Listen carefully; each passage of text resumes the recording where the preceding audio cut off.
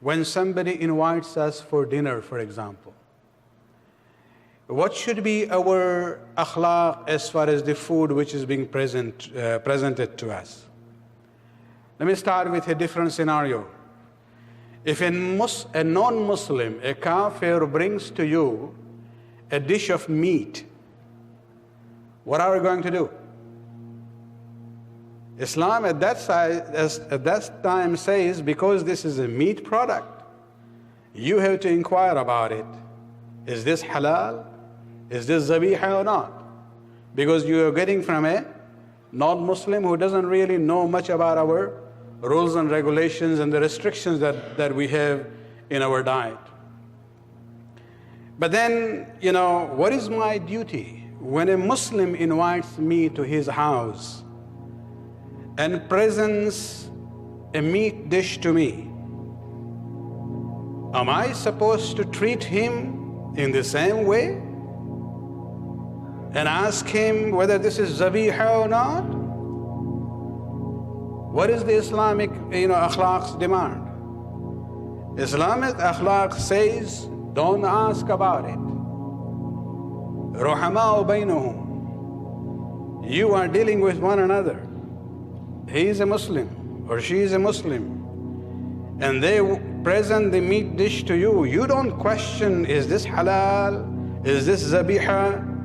The adab and akhlaq of Islam doesn't allow that. That is considered to be insult to that person.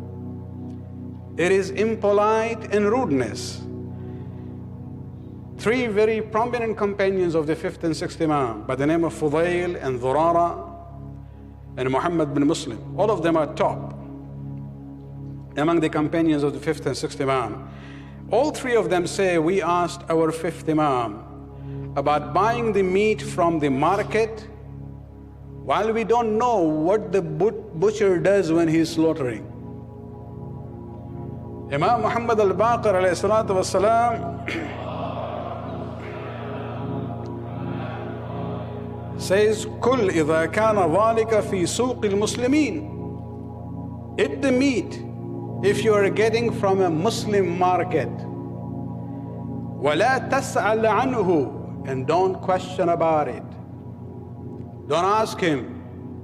Because when it comes to a meat product being given to you from a Muslim, and this including Shia and Sunni both, you can eat that, وَلَا تَسْأَلْ عَنْهُ, and don't question it, don't ask about it.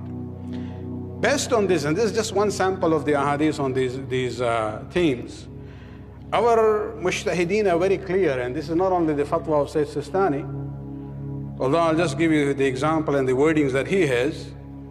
In Minhaj al-Salihin, the extended version of his Islamic laws in Arabic in 3 volumes, where he talks about it, and he says, if you find meat of an animal, which you know that this animal was supposed to be slaughtered according to Islamic ways, but you don't know whether it was slaughtered or not according to Islam. Sayyid Sistani says, then you will assume that it is not permissible for you. But then he says, but there is an exception to that rule. إِذَا وَجَدْتَ عَلَيْهِ أَحَدَ أَمَارَاتِ التَّزْكِيَّةِ.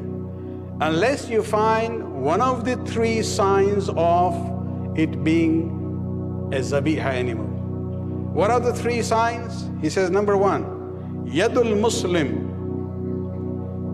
If that meat is given to you by the hand of a Muslim, you are buying it from a Muslim, or it's a Muslim who is gifting it to you, then you don't question, you assume that to be halal. That is one sign.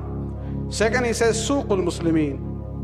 If you buy meat from a Muslim market, again you don't question, you assume it to be zabiha and halal. And number 3, he says, As-Sunnah fi bilad al-Islam, the meat products which come from Muslim countries. It is part of what is known as Suqul Muslimin, part of the Muslim market. And he says on these issues, if one of these 3 signs are there, You assume it to be okay. من دون حاجة إلى الفحص عن حاله, without any need for further investigation about it.